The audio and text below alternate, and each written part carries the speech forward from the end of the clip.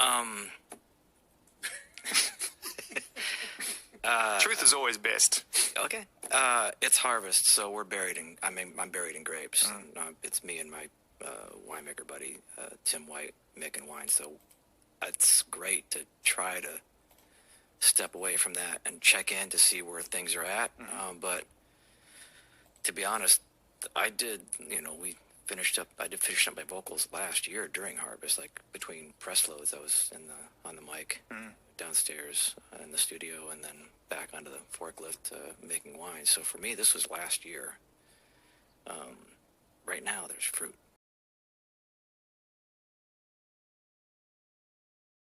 Yeah, fair to say. Yeah, there used to be a lot more involved earlier on, but as our personalities grew stronger and more stubborn, it's best to allow the other three stubborn people to be in a room and fight it out, and then I kind of like pick up what's left and go, okay, I'm gonna run with this, right?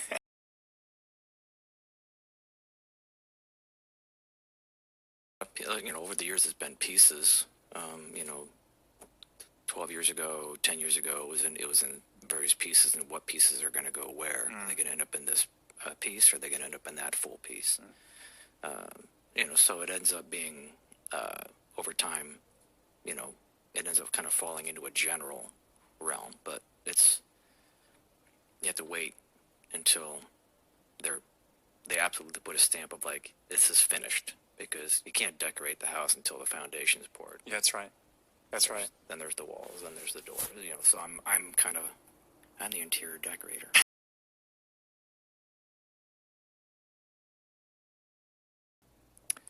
It depends on the piece, right? So you have to really take time to find your way through it. We're all changing. We're all going in different. We're doing different things and developing. With age.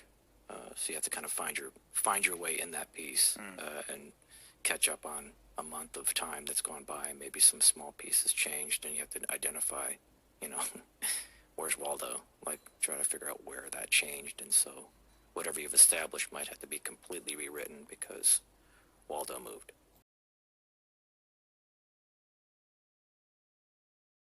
No. Because to me, it's all puzzles. It's what you're trying to do is build the emotion, try to find your way in it to then open that part up to pursue that emotional moment. But initially, it's math, it's puzzles, it's a problem to be solved. So you have to kind of come at it with a very clinical approach. Yeah. Some films start right off with dialogue. We don't really start films with dialogue in our world. Yeah. We start with what is the setting? Is it a plane landing? Is it a plane taking off? Is it an island? Is it a desert? Is it in a mall? There's all these things you have to kind of set up with those arrangements to figure out what is the actual. You're kind of painting a picture here. So before I start introducing the character to you or characters, I have to let you figure out where we are first. And so as a writer of the characters, I have to then do the same thing. I have to wait to see what the setting is and where is it going to end. If I don't know where it ends, I can't help you write the story, I can't help you write the characters. So the song has to have an ending.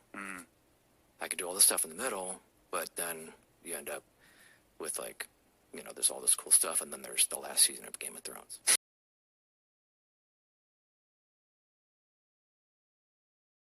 No, those are extremely, extremely patient people.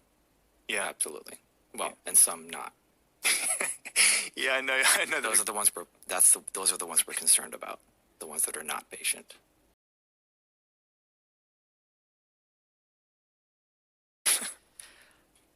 That doesn't make any sense to me. They're rock songs. So how does it get to the place where it's not just rock songs then? I don't know, and I guess that's the puzzle. I just don't.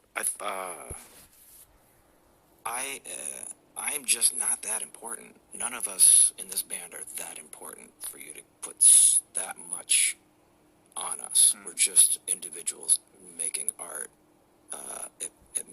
It doesn't make any sense to me. I'm not different. I'm not better. none of that. So it will always be a puzzle to me why you would want my autograph. Does not compute to me. Do you sign them? No, it's just weird. It's just a weird thing. So how do you say no? Go ask that stranger at the counter to get an autograph then, because that's about as it makes much sense to me. Because we barely, if we're doing our jobs as artists, we're bringing our experience to the table, we're bringing our intuition to the table, but in a way, we're getting the heck out of the way. Yeah. To allow the thing to happen. Yeah. So in that getting out of the way, you have to acknowledge that it might not have much to do with us at all. Yeah. It's some other thing happening. Are you good at saying if no? it's resonating that deep with you, then we've kind of tapped into some psyche thing that has nothing to do with the egos that are doing it. Mm. So don't put all the focus on the egos. They're a mess. They're paranoid, they're stubborn, they're arrogant. They're those egos that you constantly are looking at for autographs and some kind of give them accolades. Yeah. Stop that. Give the piece accolades.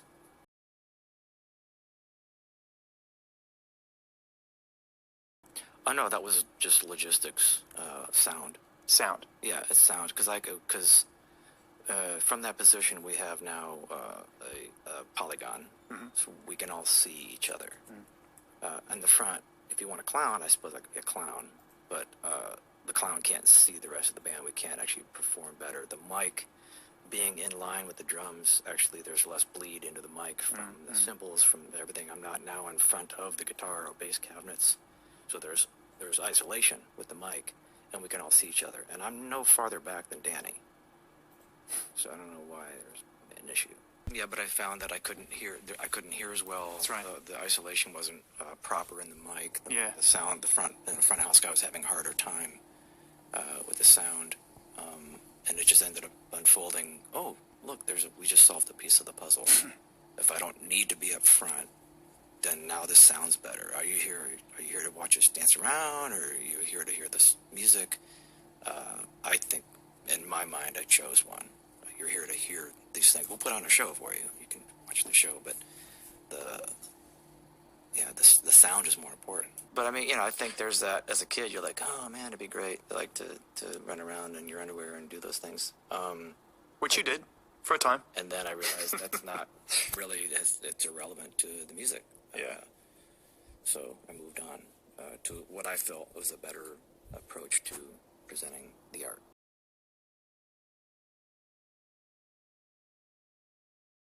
With any instruction I've had from from writers, prose, poetry, just artists in general, painters, sculptors,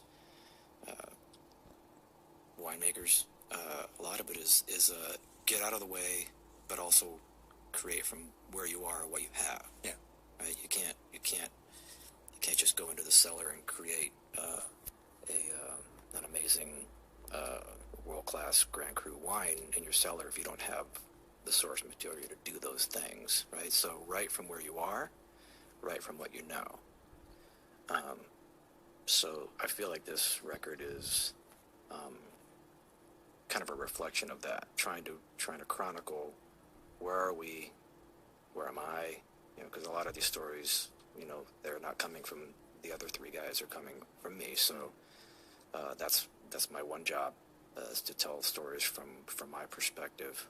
Try to incorporate other characters into that as best I can, but kind of write from where you are. And a lot of, I think, with age maturity, with supposedly growing up,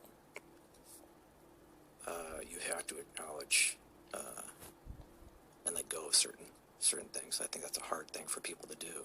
Like what? Just in general, people will walk around with a lot of baggage, and at some point, I think part of growing up, part of being mature is knowing, acknowledging that some of these things don't matter because you've seen it, you've seen a thing, maybe you've had a business dealing with somebody or a relationship, and at a certain age, from the first handshake, you can go, I see how this plays out. Moving on. There's no reason to go down that path. There's no reason to hang on all that baggage because of one little thing you might get out of it. With all the other baggage that's going to come with it. So I think letting go of those kind of things that don't matter. He called you a name. Well, they literally don't matter. I think farming. I think I came up in Michigan, living in the middle of an orchard and having a large garden. And when weather decides what weather's going to do, you're not in charge. And so the sooner you can not have an emotional baby fit over it and ruin your whole week and ruin everybody else's week because Mother Nature shrugged. Present example. Yeah, so you just have to let those things go. They destroy stuff. As long as they don't destroy you and take your life, what matters? I was flying.